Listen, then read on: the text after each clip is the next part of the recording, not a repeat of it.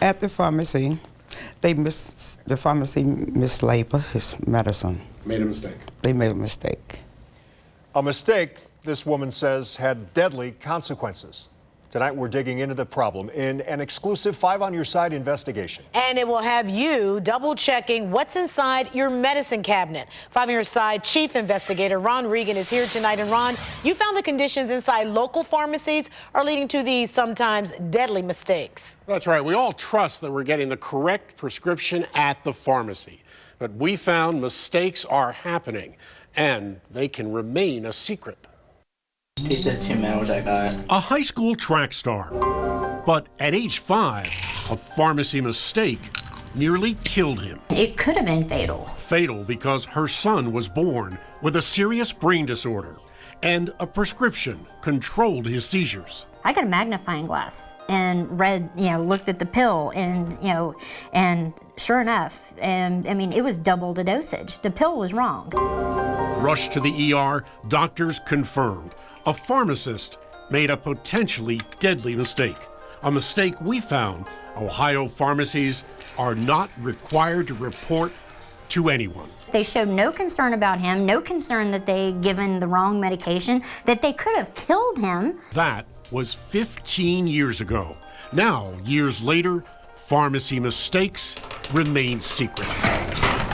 I was sitting here thinking okay, is my baby okay? Just last year, Tabitha Gonzalez was 5 months pregnant. 3 weeks into my month's supply, found out that I had someone else's medication. Someone else's medication, but fortunately identical to her own. Anxiety, fear. I went into full panic mode. But our investigation found others are not so lucky. We reviewed 4 years of pharmacy board records. We found nearly 500 complaints involving prescription mistakes, including what happened to 68-year-old Johnny Shepard. I love him, he loved me. We did everything together. Married 47 years, his wife rushed him to the hospital in excruciating pain. This lawsuit alleges a deadly mistake. He was taking the wrong medicine one.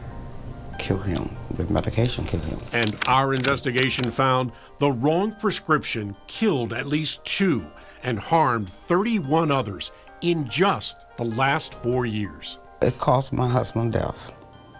Caused me to be miserable. Living like this by myself.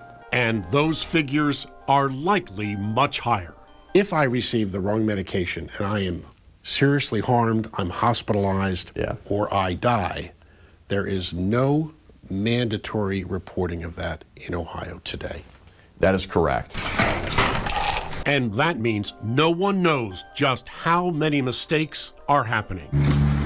Last year, more than 171 million prescriptions were filled at pharmacies across Ohio. The number of prescriptions is going up. In fact, skyrocketing. It's never been higher. And never more alarming. It's fill as fast as you can. Try your best not to kill anybody. Try not to kill anybody. The Ohio Pharmacists Association says while large chain pharmacies are slashing staff, 150 others across the state have closed their doors, forcing pharmacies to do more with less. That is incredibly dangerous. We should not be sitting around and waiting for the next error or the next death to occur. It's a time that we have to say something about what's going on. Ray Carlson is an Ohio pharmacist, a whistleblower who is now publicly coming forward and remembers when it once took 5 pharmacies to fill just 100 prescriptions a day. Now you got one pharmacy with 2 pharmacists back there doing 500 a day. And the rush to fill may be leaving key questions unasked. A pharmacist must, prior to dispensing a prescription, do this. Are they? Has the Board of Pharmacy gone in and taken a look? Raising the likelihood for mistakes. Absolutely. It leads to error. We know it is. It is being underreported, if not reported at all. If I make you do more with less time and less resources, will you do better? I don't think anybody would say that. Everybody would say they would actually do worse. So we asked the Ohio Pharmacy Board What's now being done to protect you?